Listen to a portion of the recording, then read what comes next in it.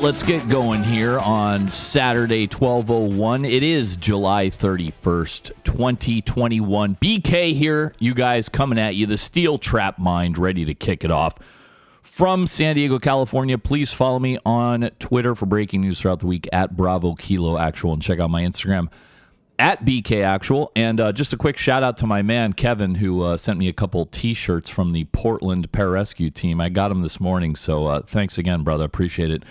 Let's start with our international news, and let's go over to the Mediterranean and talk about these fires that are happening, and specifically in Turkey, where firefighters are struggling to contain dozens of wildfires raging for a third day as these blazes forced popular holiday resorts and a lot of rural areas along the coast to be evacuated. They say they're kind of under control now as of the recording of this podcast, but we'll see.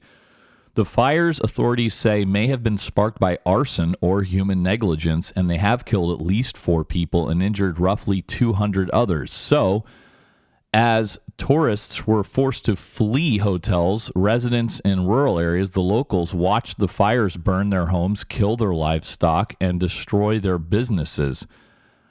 This is part of a broad pattern of wildfires that are afflicting the Mediterranean, with areas in Lebanon, Syria, Greece, Italy, and Cyprus also battling these fast-moving fires. So they think, again, that these are some of the worst they've ever seen. Cyprus has suffered some of its worst fires in decades this summer, killing at least 4 in that country. The authorities in Greece have evacuated areas north of Athens this week. And in Italy, the island of Sardinia has faced what they are calling a disaster without precedent, according to the region's authorities. Now, Lebanon, where the state has basically stopped functioning and authorities have barely taken any measures to help avoid the fires this summer, a teenager died this week, and we'll have more in Lebanon later. What else? More than 100 municipalities are facing high risks of forest fires in Lebanon. But back to Turkey, the fires there started on Wednesday in Manavgat, a town in the south. And then by Friday, there were fires in more than 70 other spots around the country. Now, again, some of these have been brought under control, but 3 people died in Manavgat alone, and the 4th one was in Marmaris, which is a popular holiday resort area. They are still investigating the cause, but as of Thursday, the government's communications director called them a, quote, attack, end quote. Meanwhile, President Recep Tayyip Erdogan said law enforcement and intelligence officers were looking into claims of arson. Turkey has deployed some 4,000 firefighters, hundreds of vehicles, and 3 planes to fight these fires. And they're getting impatient over there, saying this is just taking too long. But, you know, what are you going to do? It's a fire. So that's pretty big news overseas, though. We'll keep going, though, and leave it there. Let's go to the, the Gulf here, and talk about this attack on the oil tanker. And this is an oil tanker that is managed by an Israeli-owned shipping firm. And it was attacked on Thursday night off the coast of Oman, killing 2 crew members, according to Israeli officials. And they are saying, these officials, that this attack appeared to have been carried out by several unmanned Iranian drones that crashed into living quarters underneath the ship's bridge, or the command center. Now, this is, if you guys have been listening, you know this is like just the latest chapter in a long back and forth between Iran and Israel. Recall that Israel has been doing all that sabotage deep inside Iranian territory. And this is the first attack, however, that has been known to have killed civilians. The 2 crew members killed, according to the firm who owns the shipping vessel, they're called Zodiac Maritime, by the way, said that the 2 crew members were from Britain and Romania.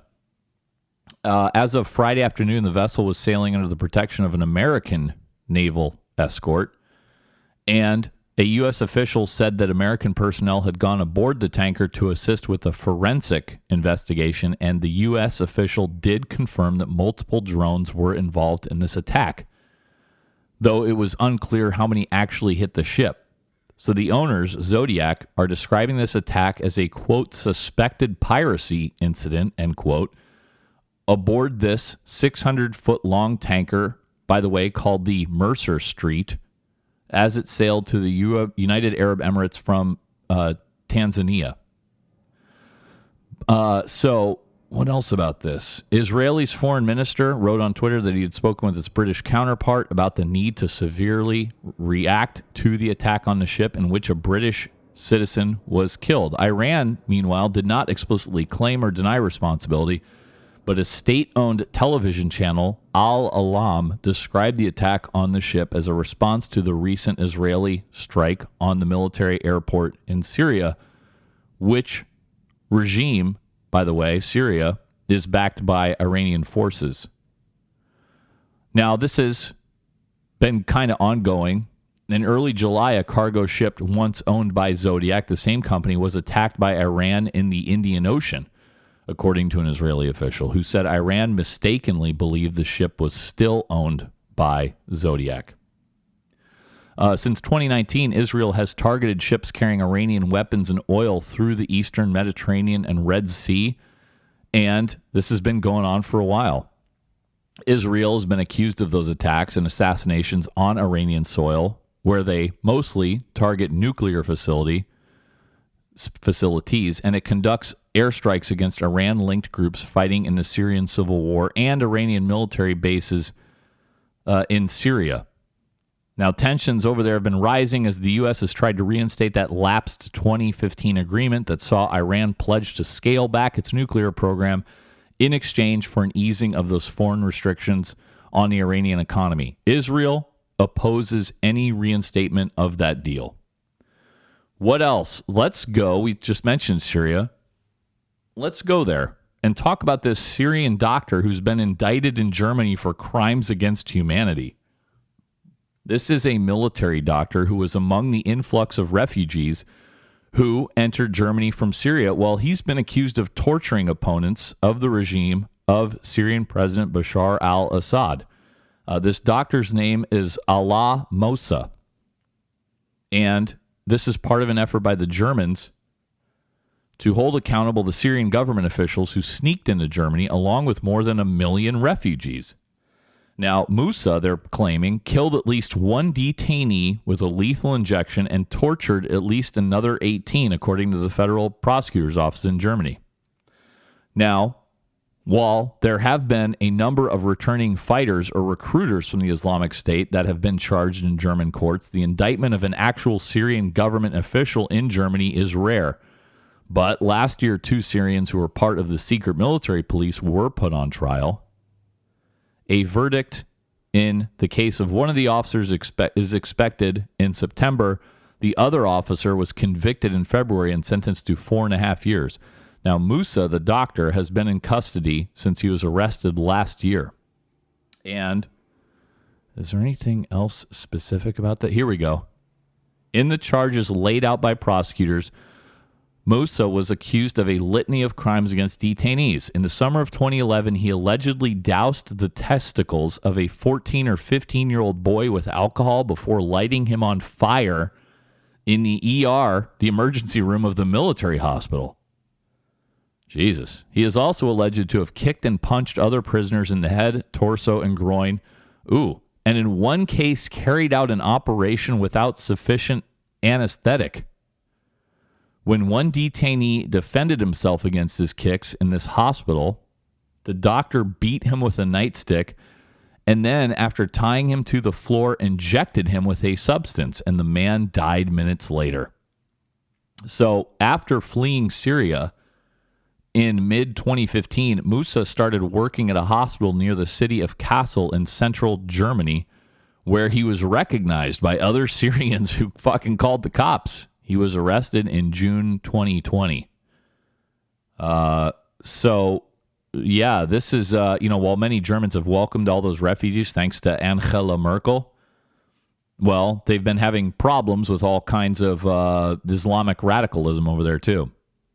And that refugee authority, who's in charge of taking care of all these refugees, they came under special scrutiny after a German military officer with right-wing sympathies was able to establish a second identity as a Syrian refugee without speaking any Arabic. You guys remember that? I covered that a few months ago, I think. So this doctor, crimes against humanity. How about that? Let's go to Tunisia. And they are undergoing a pretty crazy power grab by the president. And this is, this has been going on for some time. This is President Kais Saied. And earlier this week, he announced he was firing the prime minister and suspending parliament. So they're kind of wondering what is the future of Tunisia at this point, because Tunisia is the sole remaining democracy of all those Arab countries that emerged from those popular revolutions that swept the Arab world a decade ago, commonly known as the Arab Spring. But so far this week, many residents of Tunisia seem satisfied to hand the reins to Mr. Said, who was elected in a landslide in 2019 and has now claimed full executive power. So he dissolved the parliament, and they're like, well, this is our guy. They asked one local, well, what about the parliament and their political party? And this local said, hey, they did nothing for Tunisia for 10 years. They don't deserve the power they got. So Said said on Sunday night that he intended to appoint a new government within 30 days. So he is promising to form something. And to those who have accused him of executing a coup, he pointed to Article 80 of the 2014 Tunisian Constitution, which grants the president extraordinary powers in cases of, quote, imminent threat, end quote, to the country. Very good. Pretty deep stuff here. You guys now know more about Tunisia than anything else in America, that's for sure. I'm just scrolling through this article as I talk because I'm just wondering if there's anything else for Tunisia. Yeah, it's still a shit show over there. So I'll just keep an eye on that one. Let's go to North and South Korea. They have reopened military and other diplomatic communications hotlines after a hiatus of nearly 14 months. You guys remember that way back when? Yeah, the hotline. They cut it off. Well, now North Korea has said that they want to improve ties as early as possible amid the deepening economic crisis they're going over. So the decision to restore those links were brokered in a series of letters exchanged since April between President Moon Jae-in of South Korea and Kim Jong-un, the leader of North Korea. The pair chose to reopen comms on a symbolic day, which was the anniversary of the truce that effectively ended the Korean War in 1953. So the North had cut off all comms with South Korea in June of last year, saying that they had no need to continue to communicate with a country that they deemed an enemy. It has since refused to pick up the phone when South Korean officials made routine daily calls on the military and other inter-Korean hotlines. Remember, days after they cut off those communications, relations reached their lowest point in years when the North bombed an inter-Korean joint liaison office in the North Korean town of Kaesong near the border, where officials from both sides had maintained offices. Well, that's over now because those the communication lines are back on. Now, ties between the countries did start to boom in 2018 when Moon and Kim met 3 times. But then relations soon soured after Kim's second summit meeting with former President Donald Trump ended in Hanoi, Vietnam in early 2019 without that agreement on how to roll back the North's nuclear weapons program. So, after Kim Jong-un returned empty-handed from Hanoi, North Korea blamed South Korea, and Kim Jong-un promptly ordered that communications be cut and that the liaison office in Kaesong be destroyed. But Moon's government has kept up its efforts to bring North Korea back to the negotiating table. Very good. I told you guys a bunch of times I'm fascinated with North Korea. It's not tenable. It's going to end one day, and it's going to be it may not be today or tomorrow, but it's going to end soon. It's just not possible in the modern world we live in. How about a good old border clash? Let's go to India, where gunfire and grenades exploded along a stretch of dense tropical forest in India's northeast on Monday in a standoff that involved hundreds of police and civilians over a long disputed state border crossing. Yeah, this is within the country of India. And they're saying at least 5 officers from the Indian state of Assam were killed and dozens of officers and civilians were injured in the melee, which took place in the small village of Varanget in the Kolasib district of the far northeastern state of Mizoram. So this is Mizoram versus Assam, and the officials from each state quickly blamed each other. So the flare-up over this was the first involving casualties in many decades. And this occurred 2 days after India's powerful home minister, a guy named Amit Shah, and a member of the party held a meeting with state leaders meant to resolve the border dispute there. And they're both led by different political parties. I'm not going to get too in the weeds on this because this just scrolling through this, I can see this is fucking very difficult to understand, these like obscure Indian political parties. I don't got time for that shit. But boundary disputes between Mizoram and Assam are not new. The two sides have argued where exactly the line falls on a 193 square mile strip of land since the 1980s, when Mizoram and 3 other Indian states were carved out of Assam. Now, Assam was a huge state that borders Bhutan and Bangladesh. And those states were created with the government of Prime Minister Rajiv Gandhi in an attempt to broker a solution to years of rebel insurgency. So this started on Monday when police officers from Assam seized a newly constructed Mizoram police post. And the Assam police said the post was illegal because it was within Assam's border, and that troops had taken it over in protest. Well, a bunch of people fucking started showing up and shooting each other. So Assam police officials said Mizoram police opened fire on Assam police and civilians using automatic weapons, including light machine guns. Jesus. This is over. This is like, this would be like Arizona and California going at it. Crazy. All right, guys. You know the animal hierarchy. You know the animals that are very high on it. And here's one, very high on the animal hierarchy. A killer whale was stranded on an Alaskan island. Yeah, this is the Prince of Wales Island near the coast of British Columbia. And they found a 20-foot killer whale, an orca, stuck on the shore in a crevasse of rocks. And they called the Coast Guard. And the captain of a private yacht actually came ashore, and they started spraying the whale with seawater because it kept the whale cool, and it scared away birds that had gathered nearby in the trees waiting for a chance to eat the orca alive. The guys who showed up hoped that when the tide rose, the 13-year-old whale would float and make its way back to the sea.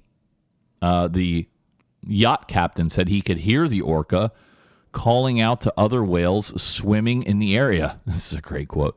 He said, quote, "I don't speak a lot of whale, but it didn't seem real stoked," end quote. So people on other boats soon showed up, started kind of helping out. They said the whale had tears coming out of its eyes. It's pretty crazy. But the tide did come in happily around 2 a.m. The seawater rose high enough to get the whale back to sea. And they're wondering, like, what happened exactly and why this beaching happened. But they did have a big earthquake up there.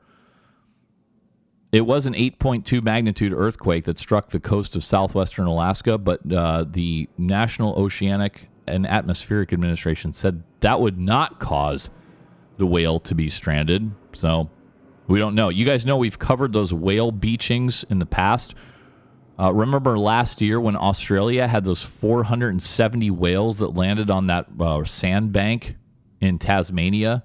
They were only able to save 108 of those 470. But this orca, the king of the sea, finally did manage to get back, and all's well that ends well. Yeah, the whales extremely high, especially the orcas, because they're like the apex predator of the ocean, and therefore extremely high on the animal hierarchy. Okay, let's go to this. Let's come back to America for a second. I can't get enough of this story. We had another jetpack guy sighting in Los Angeles. Remember, we've had these in the past, and they can't figure out what or who this dude is, or if it's like a real dude, or if these pilots are making shit up. It's pretty crazy, but a pilot flying a 747 this week on Wednesday night reported a strange figure zooming over Los Angeles, and he said, quote, possible jetpack man in sight, end quote. And remember, this was also spotted by American Airlines pilots last year flying at about 3,000 feet around LAX, Los Angeles International Airport. And then 6 weeks later, there was another jetpack sighting by crew members on another commercial flight. But the sighting this week was enough to draw warnings from aviation officials and another inquiry by federal investigators who have now looked into several reports of someone in a jetpack flying around Los Angeles. They have not been able to confirm that a person in a jetpack actually flew into controlled airspace. This time, the sighting was made at 5,000 feet, 15 miles east of the airport. They even joked, one of the pilots said, quote, we're looking at the Iron Man, end quote.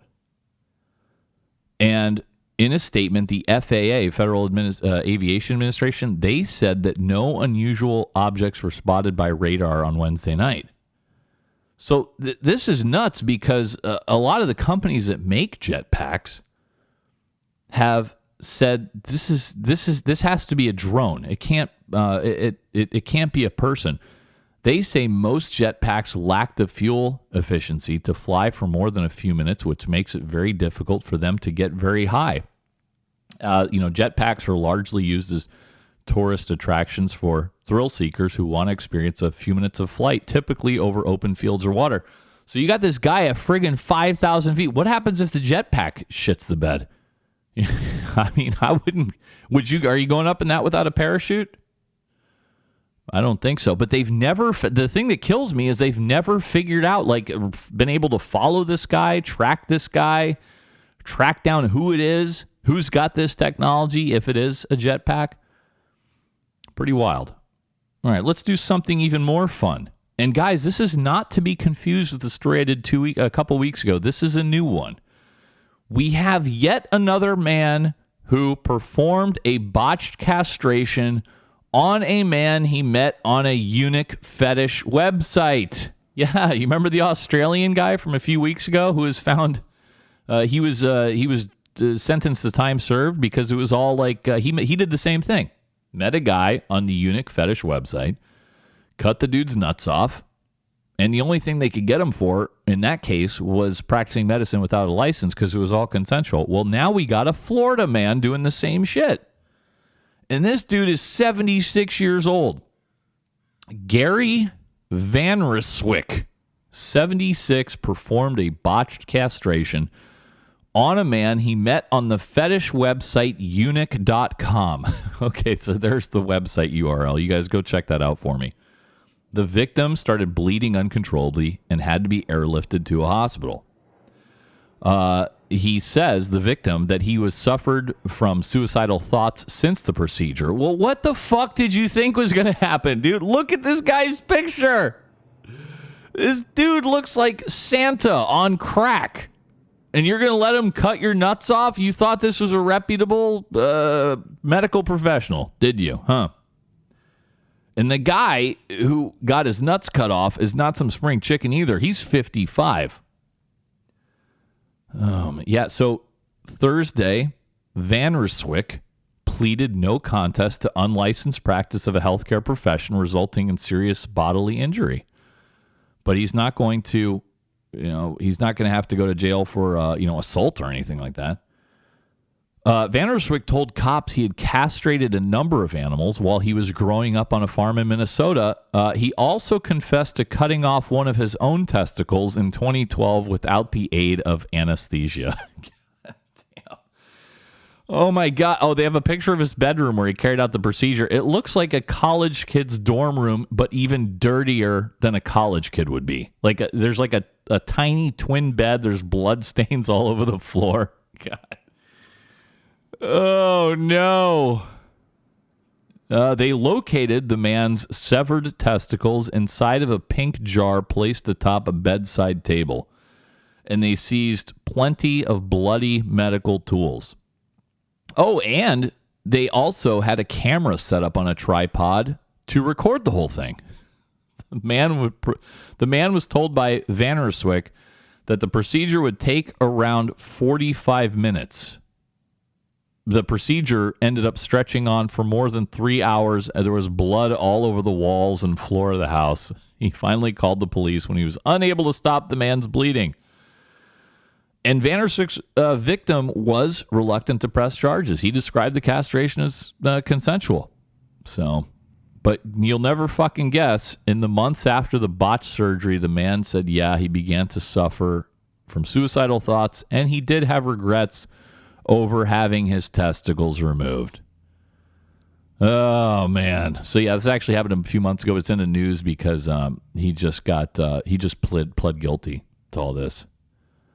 This is funny. You guys at eunuch.com, I'm just saying, you might want to find like a reputable plastic surgeon. This is like this is the second time I've done this story. So, probably quit while you're ahead. Okay. Let's go right now. Well, you know what, guys? I'm going to go right to our COVID update because we've got lots of news here, and I fucking can't take it anymore with the Delta variant, okay? Our media is a complete disgrace when it comes to covering this, and I'm going to give you all the facts and all the data from very reputable sources and tell you exactly how the media is failing you so bad. But let's get to the numbers first. Okay, so cases have been spiking, right? So we have a total reported cases in the U.S. of 34,986,813. That is a plus 150% in the 14-day change. Most of that is this new Delta variant. As far as deaths, total reported 612,775 in the U.S. That is a 10% change, plus 10% in the 14-day change, okay? So that is the cases. The hospitalizations and deaths are growing as well, but at far lower rate than the cases. Get this. You know what the percentage is of hospitalized coronavirus patients that have not been vaccinated? Try 97%. There you go. 97% of all these fucking hospitalizations are from people who chose, because you can choose in this country, to not get vaccinated. So ask me if I give a fuck if you were hospitalized. No, I don't. This Delta variant has caused big spikes in cases in Missouri, Arkansas, Louisiana, and Florida. Remember, about 49% of people in the U.S. are fully vaccinated. 2/3 of Vermont residents are fully vaccinated. In Alabama and Mississippi, just over 1/3 of residents have completed the vaccination process. Okay, so there's that. And now let's do our updates, and then I'll get you guys to the science so you can talk to these dumb libs, dude, who are just free. Every time I go on Twitter, even the White House now is sick of the media. They're pushing back on how they're reporting it and saying, "Do you guys look at the hospitalizations very low? Yeah, we have a lot of cases, but the hospitalizations and deaths are very low because most people are vaccinated who are getting this Delta variant, and they're not getting sick. They just have it." So let's see. Quickly, live updates. Florida's Governor Ron DeSantis is giving the parents the final say on masks for children in school. Okay, good. And let's see. What else? Deaths in Africa are surging. The global spread of the virus is now largely driven by the highly transmissible Delta variant. Cases in Africa have skyrocketed in July. Less than 1.5% of Africa, the entire continent's population, is fully vaccinated. The United States will cover the cost of testing unvaccinated federal workers. By the way, there's 4 million federal employees. Those who do not get vaccinated will have to social distance, wear face coverings, and face limits on official travel.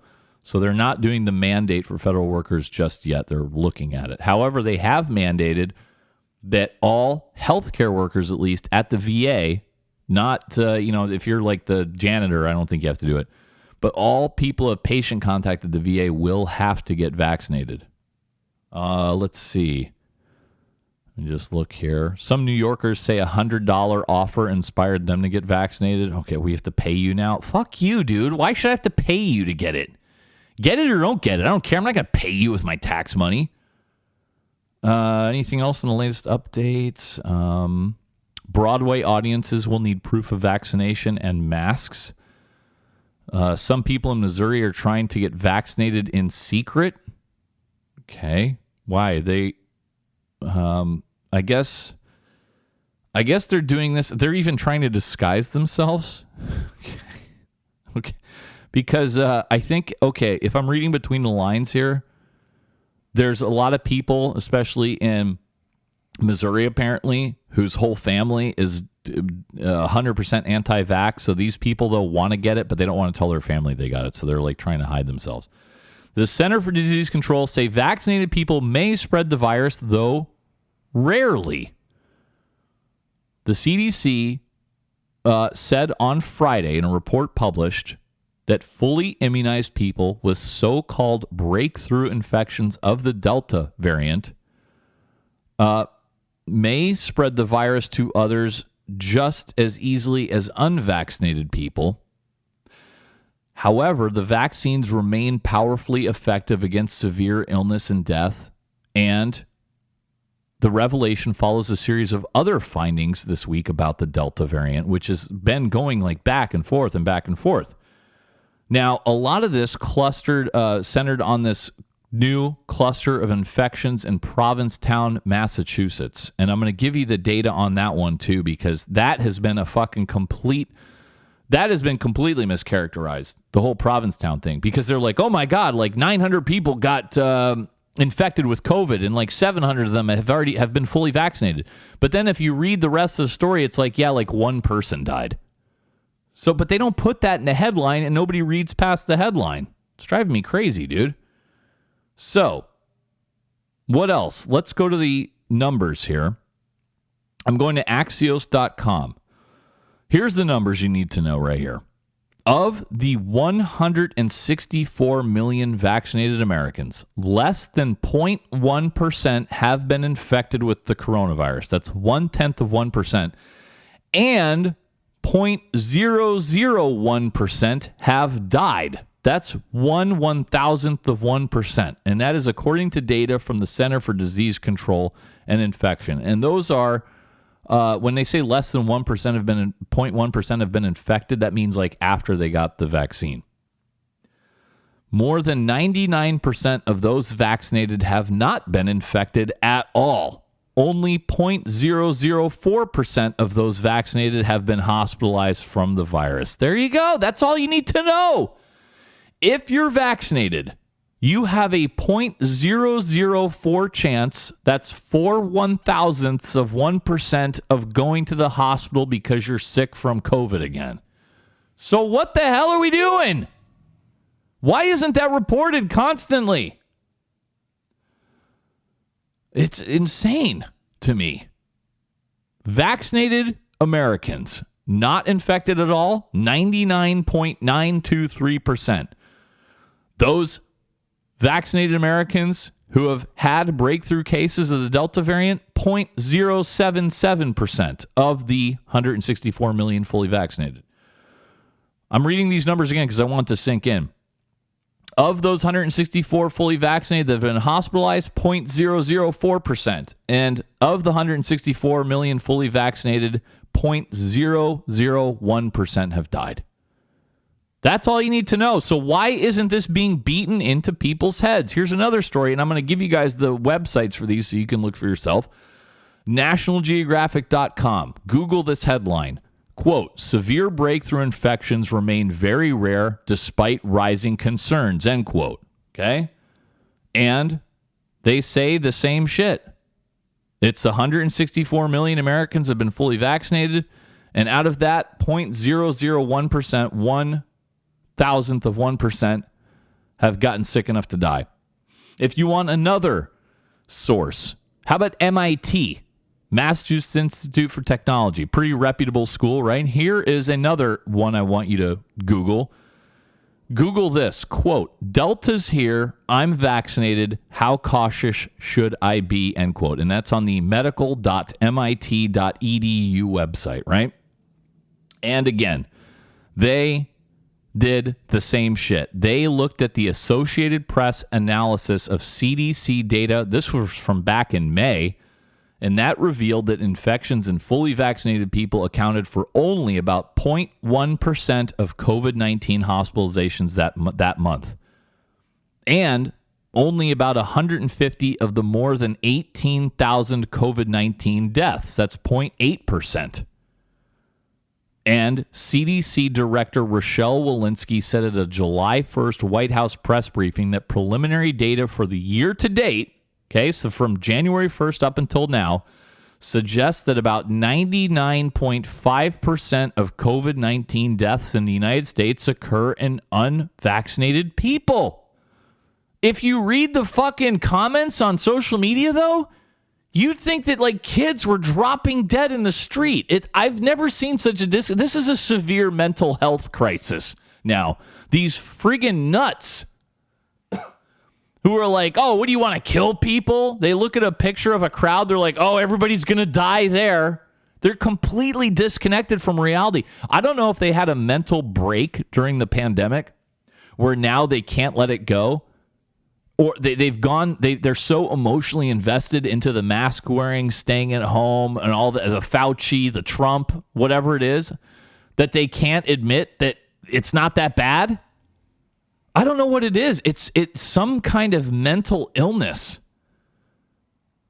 But now the funny part is, so I gave you all the numbers, right?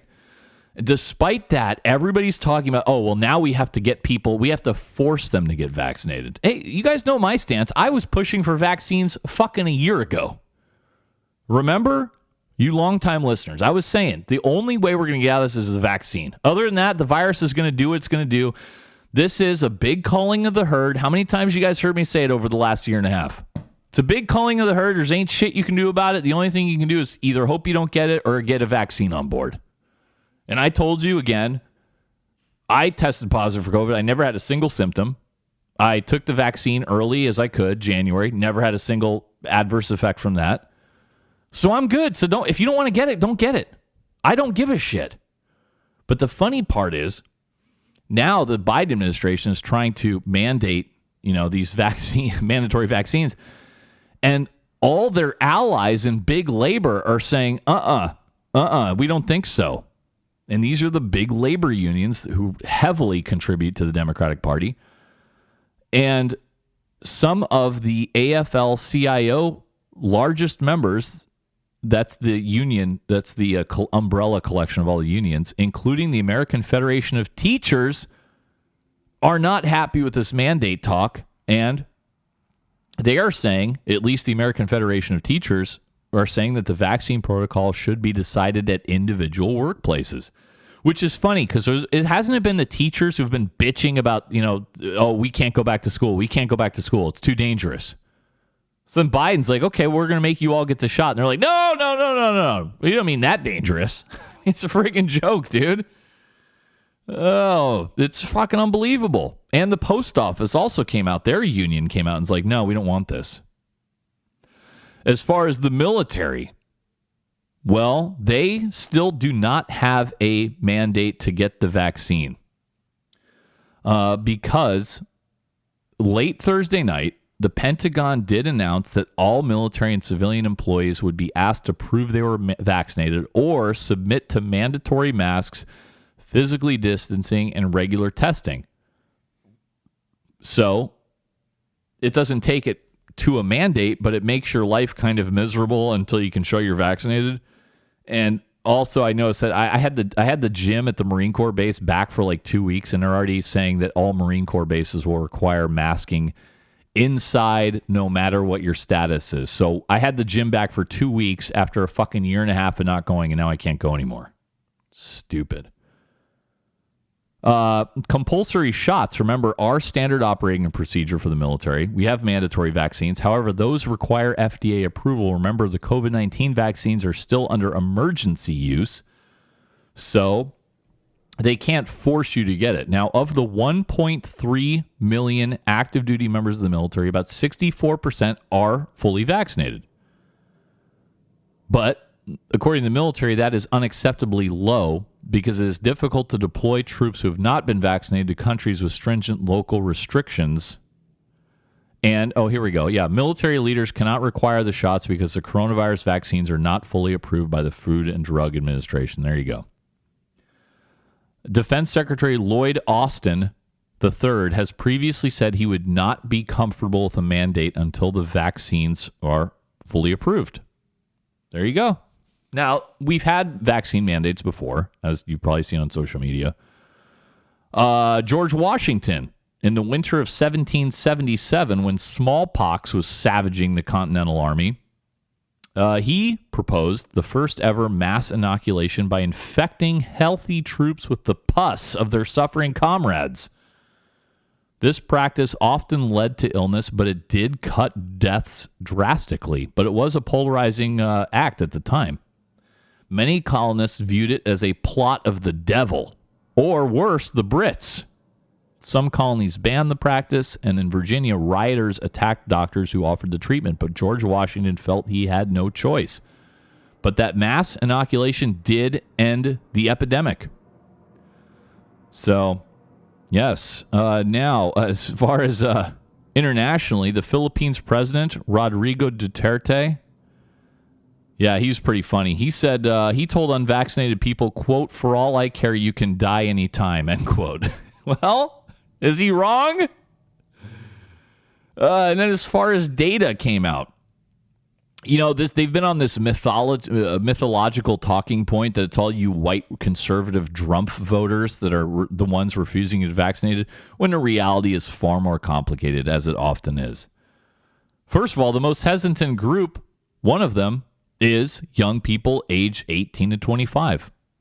Almost 25% of them say they will never take the vaccine. Less than half of Black and Hispanic Americans have had even a single dose of the vaccine. And it's a lot more complicated than it comes off. They keep saying the Republican Party. Now, I'm looking at a chart here on this survey. It says which groups are most likely to be COVID-19 vaccine hesitant. Okay, the top one by 42% is Republicans. Okay, well, how many Republicans are there in the country? And there's not as many as probably the next most likely, which is all Americans aged 30 to 49. That's 36% who said they would probably not get it or definitely not get it. The third group is rural residents at 35%, and then the fourth group is Black adults at 35% also. So just remember, when Pelosi and all these freaking dopes, oh, you white Republicans, it's not just white Republicans. It's plenty of Black people, plenty of Hispanic people, especially here in California. Okay, guys, I do have some clips here that I will go through. And let's start with Sleepy Joe Biden, our president. He's talking about the Delta variant here, and he says even though cases are going to go up, well, hospitalizations and deaths probably won't go up. Okay, let's After months and months of cases going down, we're seeing a spike in COVID cases. They're going up. Why? Because of this new form, this new variant called the Delta variant. This is a much different variant than the one we dealt with previously. It's highly transmissible, and it's causing a new wave of cases in those who are not vaccinated. Our experts tell me that cases will go up further before they start to come back down. But while cases are on the rise, We're not likely to see, according to experts, a comparable rise in hospitalizations or deaths in most areas of the country. Okay, there you go. So you're going to get the sniffles. So why do we have to fucking have mask mandates? You see how none of this is all theater. That's all. Here's Representative Chip Roy from Texas, and he's ranting here about the Congress goofing around with the mask mandates and mandatory vaccine status. Well, by the way, and I'll have more on this later, hundreds of thousands of illegal aliens keep pouring into the country. Let's hear from Chip Roy. We have a crisis at our border, and we're playing footsie with mask mandates in the people's house. I mean, it's absolutely absurd what this body is doing, the people's house. It's an embarrassment. It's a mockery. And the American people are fed up. They want to go back to life. They want to go back to business. They want to go back to school without their children being forced to wear masks, to be put in the corner, to have mental health issues. And we're running around here, and the speaker comes down here at 10 o'clock in the morning saying we got to wear masks in the people's house while we've got thousands of people pouring across our border, and Democrats don't do a darn thing about it, heavily infected with COVID. We have the New York Times, today. What a mess. CDC about to reverse on indoor masking for the vaccinated, quote unquote. This is some serious nanny state stuff that will only breed resentment. No kidding. Consider resentment being magnified right here on the floor of the House of Representatives. We are absolutely sick and tired of it, and so are the American people. Okay, I'm going to stop him there just because he goes on for it. And he's right. What did they tell you the last year and a half? Wear a mask, socially distance, stay home. We did all that. I still remember in the early days, they were pulling surfers out of the ocean in front of my house. They had a fucking lifeguard boat, and they were pulling guys out of the Pacific Ocean who weren't within 100 meters of each other. It was fucking absurd. But we all went along with it. And then the vaccine came out because, and hey, like him or hate him, Trump pushed the people to get the fucking vaccine off the ground. And remember all the doubters, including all the libs and the wokesters on fucking Twitter? They're like, oh, no, I'm not going to take a Trump vaccine. Remember stupid Gavin Newsom? And I have more on him later. Remember when he was like, oh, well, I'm not going to trust any vaccine that comes from this administration. California's going to run its own tests. If only we had a real media, they could ask stupid Gavin Newsom if he ever actually did that, but they won't. But we did all that. I got vaccinated immediately. I'm not going to wear it anymore. I'm sick of it, dude. It's over. Let it fucking go. It's over. Now, here is more Sleepy Joe. Let's hear what he says here about masks. We need to wear a mask to protect each other and to stop the rapid spread of this virus as we work to get more people vaccinated. And I hope all Americans who live in areas with substantial or high case rates will follow the mask guidance that's being laid down by the CDC. I certainly will, and I have, because this is one of those areas in Washington. Okay, well, if they don't, then why do I care? I keep asking that question. Let's go to a couple questions from Fox News' Peter Doocy, and he's at the White House. And first he's going to ask, this is the deputy press secretary, not hapless, bumbling Jen Psaki. This is, I can't remember her first name. Her last name is Jean-Pierre, the chick. She's like the deputy press secretary. And he asked what I just said. He's like, why is the federal government asking vaccinated Americans to wear masks? At the same time, they're also releasing COVID-19 positive border crossers. Let's hear this answer. Why is it that the federal government is asking vaccinated Americans to wear masks to stop the spread of COVID-19, but at the same time, federal agents are also releasing COVID-19 positive border crossers into small towns in Texas? How is that? Well, let's step back for a second, because this is okay, very interesting. I'm sure everything's fine. It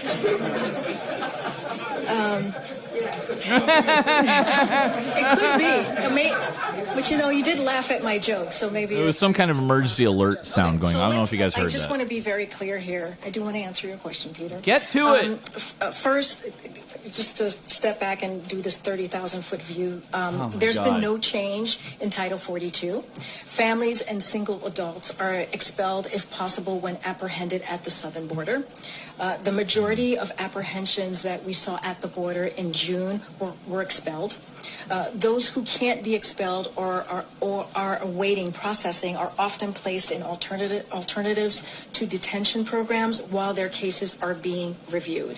CBP provides migrant with PPE from the moment they are taken into custody, and migrants are required to keep masks on at all times. You think they're doing that? You think they're doing that in custody? I friggin' doubt it. I have more on immigration stuff later. And then here's Ducey again, and here he is saying, hey, why, if vaccines work, which is what I've been screaming, if vaccines work, why do people who are vaccinated need to wear masks? And let's listen to this filibuster. Then why do vaccinated people need to put the masks back on? Well, Peter, first of all, I would say again, just to go back to this chart, this which is I Jen will handily Psaki. point to again. If you were vaccinated, your life, it can save your life. And I think the clear data shows that we know this that part. pandemic is killing, is hospitalizing, is making people very sick who are not vaccinated. Okay, I don't care. That's their problem. The vaccine is free and widely available. Vaccines work, which this sign says that they do. Then why do people who have had the vaccine need to now wear masks, the same as people who have not had it? Because the public health leaders in our administration have made the determination based on data that is a way to make sure they're protected, their loved ones are protected, and that's an extra step given the transmissibility of the virus. Okay, see, she doesn't answer the question. She did not answer the question. She just says, because that's a way to make sure the vaccinated are protected. But wait a minute, you're vaccinated. So the mask is required to make you feel protected, but you're vaccinated, and you say the vaccines work. See how none of this makes any fucking sense? Here's stupid Nancy Pelosi talking about this. Remember, she announced that she tried to get the Capitol Police to arrest anyone not wearing a mask. This is funny. Let's listen to this part. Is Kevin McCarthy a moron, and if so, why? I said earlier in my comment, science, science, science, and science.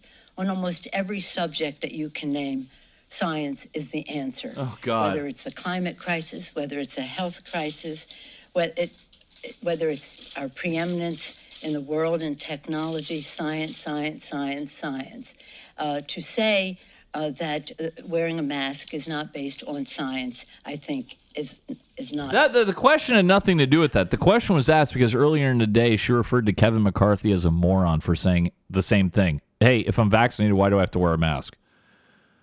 Any more on this? Let's go to...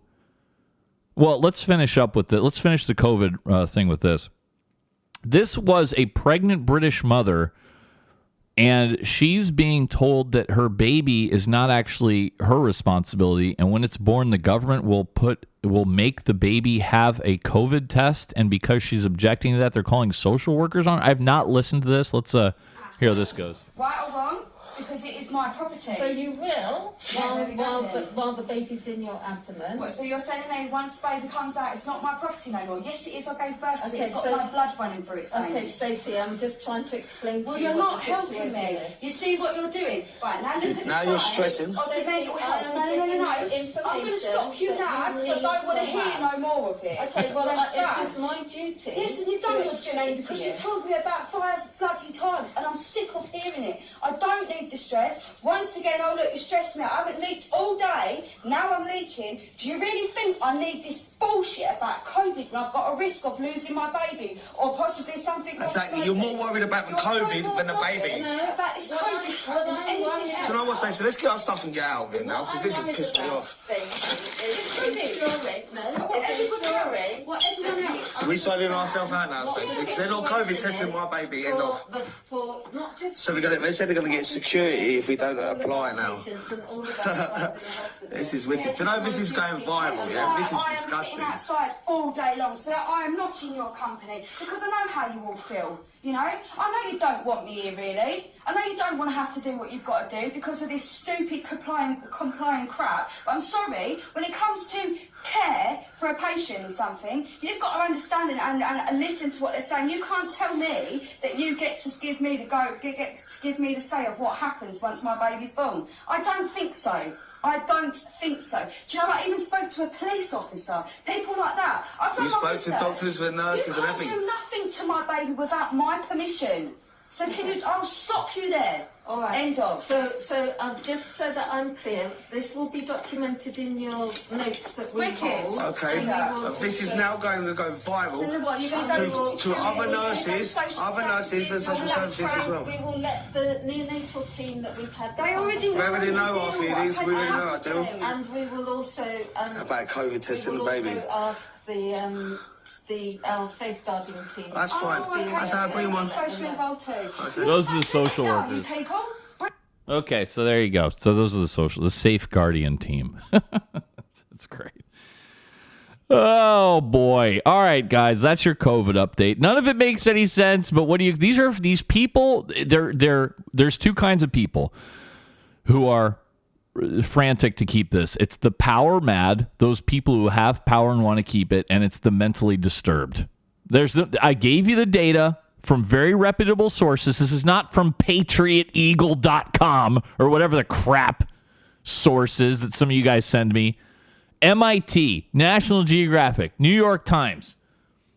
These are the facts. And like I said, even the Biden officials are getting pissed off at the coverage.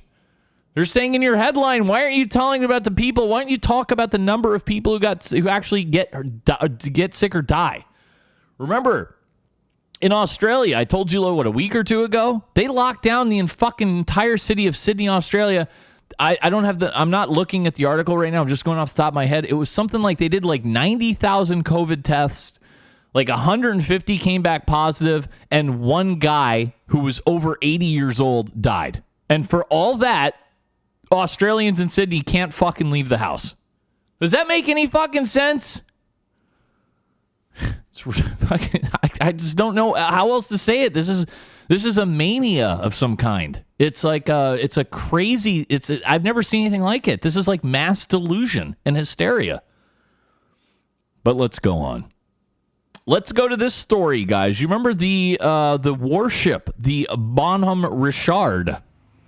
Yeah, that was destroyed here in San Diego. Well, the Navy has charged a sailor with arson in the fire that destroyed the Bonhomme Richard. That is one of the worst blazes to engulf an American warship outside of combat. And they did say evidence collected is now sufficient to direct a preliminary hearing under the military justice system. They did say the sailor was a member of the ship's crew at the time of the fire, which began on July 12th, 2020. The Navy did not provide any other details about the sailor except for his or her rank, seaman apprentice, and said the sailor would face charges of willfully hazarding a vessel and aggravated arson. Oh, why are they being so closed-mouthed about this? They said last August that one sailor was under investigation for possibly starting the fire, but it was unclear whether this is the same person. The Navy has not yet released the results of the investigation into the blaze. Remember that the Bonhomme Richard, which is an amphibious assault ship, was at the pier at Naval Base San Diego when a fire broke out and quickly grew out of control. There were fewer than 200 sailors on board, and more than 400 sailors from 16 nearby ships fought the blaze, which reached temperatures of 1,000 degrees and took 4 days to extinguish. The ship was decommissioned on April 14th after the Navy determined that repairing it would ultimately be far more expensive than building a replacement. The Bonhomme Richard had been in service since August of 1998.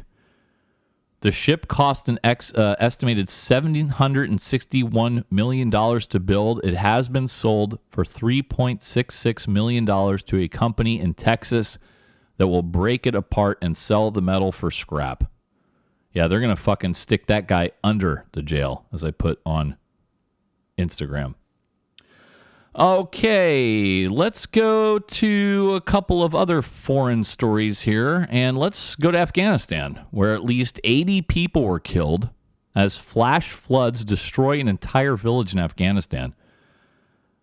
Yep, this was in a Taliban-controlled area, and it swept away most of the village in the Nuristan province, destroying about 200 homes and caught most residents off guard because they were sleeping. By Thursday night, they had recovered about 80 bodies. They expect the death toll to surpass 200. That's nuts. Of course, this is the latest blow for Afghanistan, where, if you guys have been listening, you know the Taliban is on the march and basically overrunning the government forces. They have displaced hundreds of thousands of people in recent months. And in the backdrop of all that is COVID. And the Taliban now controls more than half of the country's 400-odd districts. This flood was in Kamdesh district, and local officials are calling on the Taliban to grant aid groups access to the district to provide emergency services. But many of them had not been able to reach the remote village in a long time, largely because the Taliban control the roads into the district. A Taliban spokesman did say that the group welcomed aid organizations' assistance. Floods in northern and eastern Afghanistan are not uncommon this time of year. In August of last year, flooding in Charakar, a city on the foothills of the Hindu Kush Mountains, killed at least 92 people and injured 108 others. But this is a bad one. So flooding, again, has been ravaging a lot of the world. Remember a few weeks ago we talked about how the toll it took in Germany as well. Of the 110,000 Afghans who have been affected by some sort of natural disaster so far this year, 75% experienced flooding, according to the UN. Meanwhile, speaking of Afghanistan, Afghan visa applicants have arrived in the United States after years of waiting. And these were the interpreters and others who helped Americans. A chartered airliner carrying 221 Afghan interpreters, drivers, and others who worked with the U.S. military, as well as their family members, arrived at Dulles International Airport outside D.C. after traveling more than 30 hours from Kabul. They were bused to Fort Lee, Virginia, where they would stay at a hotel on the base for about a week to complete their processing before being resettled in the U.S. So this marks the start of an initial group of about 2,500 Afghans being evacuated under threat of Taliban reprisals.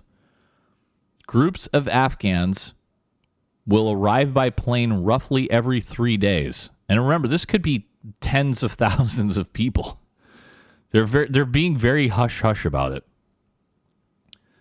Remember the numbers. We're talking 18,000 Afghans who have applied for the special immigrant visa, right? Of those 18,000, they have 53,000 members, family members. So that's 71,000 people right there. That's a lot of people. So we'll see. I know I'm a dick because all I think about is like, why aren't you staying and fighting for the government and trying to save your country? But I guess they don't have it in them. What can you do? Let's see. A couple other international stories. Hong Kong is in the news because a Hong Kong court had sentenced a protester to 9 years in prison for terrorism and for inciting secession. And this is significant because they say this is the first use of this sweeping new national security law aimed at those who might speak out against Beijing, China. The protester, Tong Ying Kit, had faced up to life in prison after being convicted this week. Tong allegedly crashed a motorcycle into police officers while flying a protest flag, and he was the first guy who was sentenced under this new security law. It was imposed last year on Hong Kong by China's central government. Legal experts say that anti-government speech now carries a far greater risk, and it has transformed, has this law, Hong Kong's judicial system. They have long been known for their independence, and they're supposed to be separate from mainland China. But under the security law, the Beijing-backed leader of the city selects which judges are authorized to issue verdicts and give out sentences. And the government can do away with that pesky customary trial by jury system that Hong Kong has long had. So, yeah, dangerous times over there. And this came last summer to quash months of unrest and widespread opposition in 2019. And it is now quickly curtailing civil and political rights. They're shutting down newspapers, schools, shops, art museums have been warned about what they say and what they're able to say. I'm telling you guys, man. The U.S. is the only country in the world where we really have freedom of speech. And it just kills me when I see people taking it for granted. Let's see. Let's go on to another story, international. This one is good. Greece accuses aid groups of helping smugglers of migrants. You knew this has been happening for years. The Greek authorities are accusing basically the activities of these aid groups, accusing them of facilitating trafficking and spying. And they are also hitting out against Turkey for failing to stop boats smuggling migrants from leaving its shores. But police on the Greek island of Lesbos said they had drafted a criminal case against 10 foreigners, including 4 members of a foreign non-governmental aid organization, NGO, who faced charges of facilitating the illegal entry of migrants and espionage. Hey, you should have done this like 5 years ago, but I guess better late than never. And this came, that announcement, 10 months after the same cops on Lesbos drew up a similar case against 33 employees of aid groups that also included charges of running a criminal organization and violating laws covering state secrets. They declined to name the aid groups, so we don't know who they are. Let's see. They did suggest, though, that these certain aid groups are helping smugglers. They say that they are providing essential assistance to organized networks for the illegal smuggling of migrants. They are saying the aid groups used mobile messaging apps to provide migrants leaving Turkish shores with details about Greek Coast Guard operations, the positions of military facilities, and other information. Yep. Greece has repeatedly denied accusations that it is pushing migrants back to Turkey despite evidence to the contrary. Well, so what? Just say, yeah, we are. Why deny it? Say, yeah, because we don't want them. We told you not to come. Arrivals from Turkey have slowed down considerably. They are down about 96% since last year. So that's good. All right. Let's go back to India. At least 18 migrant workers died after a truck crashed into their bus in the northern India state of Uttar Pradesh. They were on a 800-mile journey. Some of the workers were still on the bus. Like, this is, like a chartered bus, right? Some others were sleeping next to it. Okay, I see what's going on here. So the bus was, pulled over. And some truck crashed in the whole thing and just killed a bunch of people. Police told the BBC that the bus was overloaded beyond its capacity. They said that some of the passengers decided to sleep next to the bus while the driver looked for a mechanic to fix the bus. They think the bus broke down because it had about 140 passengers when its capacity was only 65. Jeez. And they have 30 other people, by the way, who have, or some of them are critically injured. All right, guys, let's go to the Olympics. I know a lot of you guys are talking about this, and I'm going to dissent on this a little bit. I know the Russian media is gloating over Simone Biles, who, of course, famously withdrew from several of the remaining gymnastics event at Tokyo Olympics for mental health reasons.